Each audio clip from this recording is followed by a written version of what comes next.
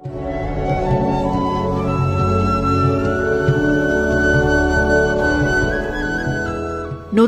বাংলাদেশের মধ্য পূর্বাঞ্চলের ঐতিহ্যবাহী জেলা ব্রাহ্মণবাড়িয়া।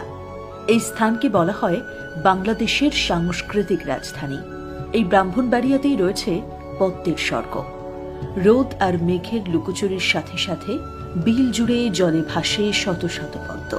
প্রকৃতির এই সৌন্দর্য দেখতে হলে যেতে হবে ব্রাহ্মণবাড়িয়ার জেলা শহর থেকে ৩৫ কিমি দূরে ভারতের ত্রিপুরা রাজ্যের সীমান্ত লাগোয়া ঘাঘুটিয়া এবং মিনারকুট বিল। এই বিল দুটো আসলে আর ৫টা সাধারণ বিলের থেকে অনেক আলাদা। বিল জুড়ে অজস্র পদ্ম, আর তাই বিল দুটো পদ্ম বিল নামেই মানুষের কাছে বেশি পরিচিত।